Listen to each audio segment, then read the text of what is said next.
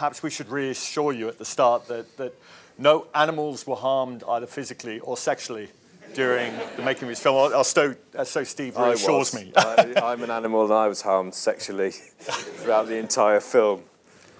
Steve, let's start with you about how the idea for the script came about.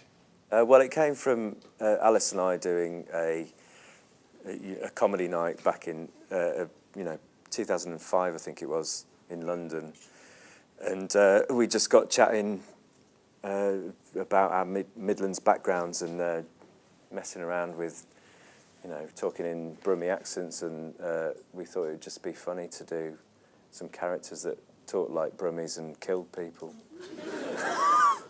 There's something, and that whole idea, it was as simple as that, really. And then we went on to do it live on stage, and shortly after that, we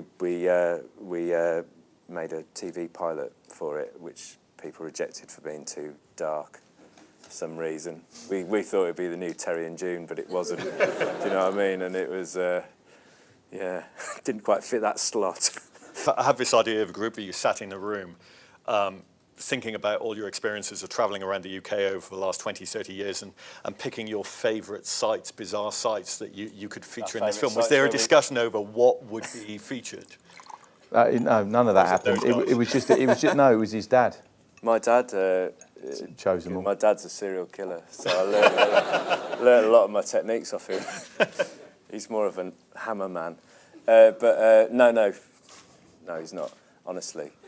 But he's being filmed, Steve. Yeah, I know. Yeah. Be on YouTube and that. Sorry, Eddie.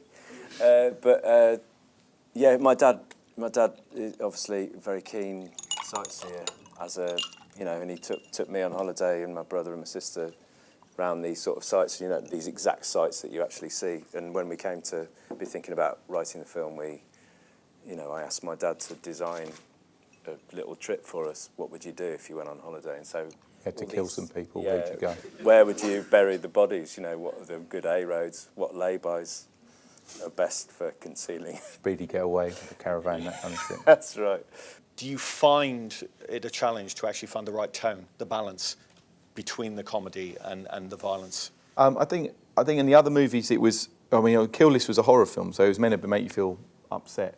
It was designed to make you feel upset, and this is a comedy, so it's designed to make you feel to laugh. At the end game of it is to make you laugh, And I think that the violence side of it is that in Kill List we looked at it and went, well, real people laugh and have a joke. Where however bad things get, you always have a laugh.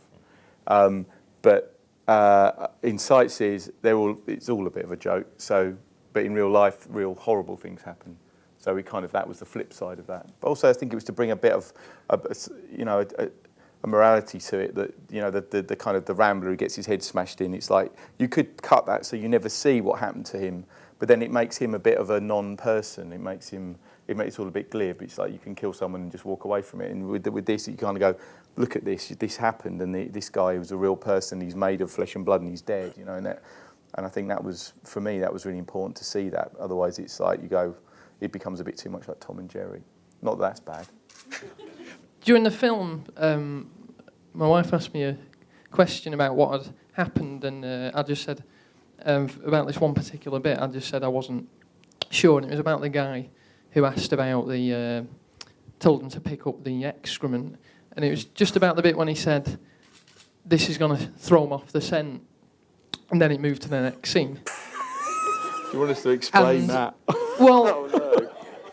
It's a deleted scene. Yeah. If you buy the DVD, you'll find out we shot it all and we looked at it back and went, oh... I can't believe so went graphic, through that. so graphic, so appalling. Right, and it was a 10-minute scene. It took half a day to shoot it. On and on and on. Pulls his Something pants like down. I don't know. Would you really want to know? Do you want us to go on? I just thought you left it open to our interpretation. Well, you left it open. Yeah, that's right. But you had to ask.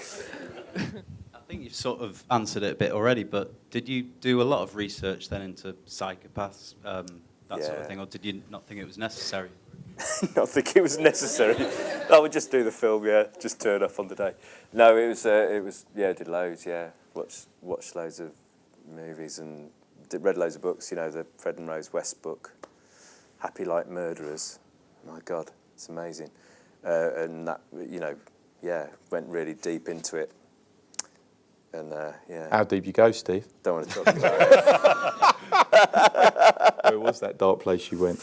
Yeah, it was fascinating. But that, you know, when we researched it, one of the most amazing things was how normal serial killers tend to be on the surface. Just fit. There's probably one here tonight, or maybe two, or three. You know, they're just people who fit in socially, and that was what informed how, you know, that's what made us, you know, come up with the characters as the way they are, you know, just normal people with a dark secret, you know.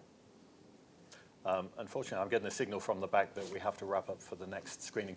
Can I please advise you that do take your rubbish and with you with Steve in the cinema. Please. This film is going on release at the end of November, so please do tell people to come and see Sightseers when it opens. Thanks very much for Cornerhouse, but most of all, can you join me in thanking Thank you. Ben? Thanks.